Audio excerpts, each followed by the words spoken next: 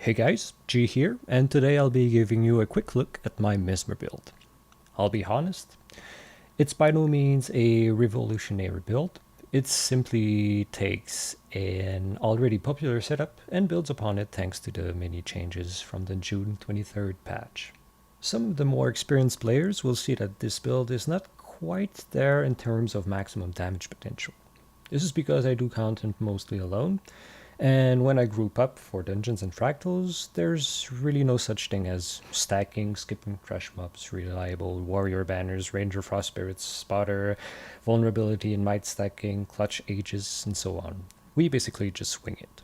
So if you're running with a much more organized group, there are other excellent guides out there to squeeze out the most out of your Mesmer. If you're in a situation like me, then perhaps this build will fit you like a glove. So, this is a PvE Phantasm build. Originally, it had 3 goals in mind. First and foremost, provide near constant projectile reflection. Then, keep as many phantasms up as possible for high damage. And also fight in melee range, and use distortion and blur to help us survive. The new patch now allows us to focus on that, while also providing support to our party at the same time. So the playstyle hasn't changed, but your party gets some freebies. First, the equipment. This is a power-based build, so I'm running Berserker armor, weapons, and trinkets. I do believe Assassin stat will be slightly better, but frankly it's no big deal. I run with Runes of the Pack, but there are other alternatives, such as Scholar, Eagle, Lesser Runes, whatever you want. My idea was to make up for the lack of Assassin's gear with the precision bonus, plus, extra swiftness duration on Mesmer. That's great because Mesmer mobility, not so great. You'll want a sword as your primary weapon, as well as a focus, another sword, and a pistol as your off-end options. Keeping a greatsword with you is also practical in case you're in a situation where you'd rather fight from afar. Keep in mind though that you'll be infinitely more useful to your team in melee than you'd ever be camping greatsword. I use force and accuracy sigils, but you can also replace the accuracy one with something else like a night sigil for night dungeons, energy if you need more dodges, etc. On to the traits. We'll be specializing in domination, dueling, and inspiration. In domination, our first minor trait is no big deal. We'll choose Empowered Illusions to make our Phantasm stronger. Our second minor trait is also no big deal. Then we'll go pick Blurred Inscriptions as our second trait. We'll come back to that later. Our third minor trait gives us a bit more damage against vulnerable foes, which is always nice. And we'll finish up with Power Block, so you can use Magic Bullet or shoot out Illusionary Ripost's Counterblade projectile for some additional damage. Mental Anguish is also a good choice for finishing up foes. And whenever you switch to Greatsword, you can flip the Imagine Burden switch on too. Don't forget to come back and switch it off once you're done.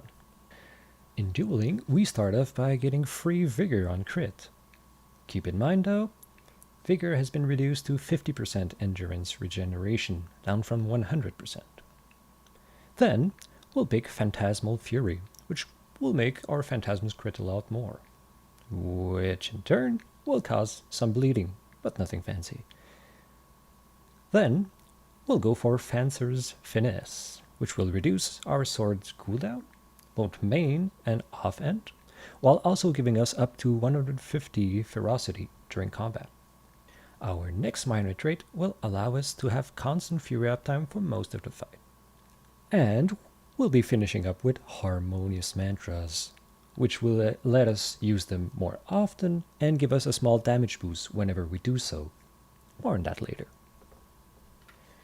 Finally, in Inspiration, we'll be casting a free Power Cleanse whenever we use a healing skill, which will cleanse 2 conditions of our allies as well. Our next choice is rather underwhelming. I go for Persisting Images, since Phantasms tend to get one-shotted. Sometimes this little boost helps, sometimes it doesn't, but Medic's Feedback is also a good choice overall.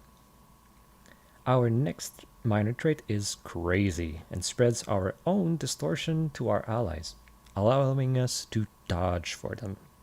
That's ridiculous. We'll come back to that later. Then we've got the stable trait for reflection, Warden's feedback. This will make our Warden and our temporal curtain reflect projectiles back to the source. The next minor trait is rather uninteresting for us, and our last choice will be illusionary inspiration, which will cast a signet of inspiration whenever we cast a phantasm. This signet, although not on your bar, does have a cooldown and is affected by everything else. So you get distortion, you share that distortion, etc., etc. Our utility skill choices are rather flexible. First, in order to achieve good phantasm damage, we'll go for Signet of the Ether. We will be using it offensively to try and keep 3 phantasms up at all times. This means that sometimes your heal won't be available, but we've got enough to survive. We'll see that later. Keep in mind that when you cast it, not only do you get distortion and remove a condition from yourself, you also apply this distortion to your allies, you trigger a free power cleanse, which then removes 2 more conditions, and this also triggers harmonious mantras, so you get that 4% damage increase. It's a pretty good deal. Next up is the panic button, known as Signet of Midnight.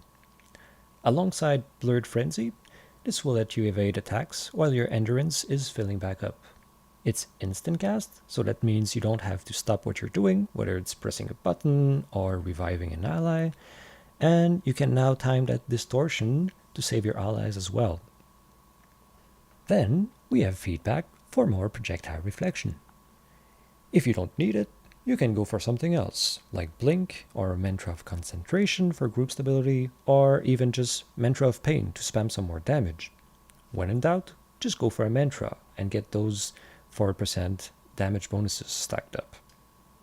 Last, we have Mantra of Resolve for on-demand condition removal. Then again, if you're in a situation where conditions are not an issue, then you can just activate it and get some more damage out. Finally, Time Warp remains a great PvE elite skill, especially now that it slows enemies and makes boss fights ridiculous. So that's it for the build. Now I'm going to show you a thing or two on how I approach different encounters. Alright, so getting 3 phantasms up is rather simple. You have 2 phantasms across your weapon sets, and Signet of the Ether will allow you to cast one of them twice. You just have to choose which kind of phantasms you want to have. For reflection, you'll want to get more wardens out. For bosses with strong melee cleave, go for duelists. They now have 1200 range by default and should be able to stay alive longer. Don't be afraid to step back, cast them, and come back in if you need to. If you're using a greatsword, start up the fight with your duelists, and then switch over, since berserkers tend not to live very long in melee. Finally, when I want to keep reflection up on a boss, I open up with a warden, and I try to cast the second one just as the first one finishes spinning. I then follow up with temporal curtain right on top of my target, and then with a feedback. If all goes well, my wardens will have started spinning again, and the cycle will continue. The reason why I don't open up with those 2 is that I'd rather have them as a backup plan if things go wrong. If my phantasms quickly get killed, or if the boss walks away, I find feedback and the curtain to be much easier to place and use. This also means that Signet of the Ether gets to recharge during a rather safe part of the fight, while I have dodges, Blurred Frenzy, and Signet of Midnight up. And of course, the phantasms themselves are dealing damage too, so that's making the fight progress. Alright, I'll stop here for now. There's a lot more I could talk about, but I'll let you go discover some stuff and have fun. Thanks for watching.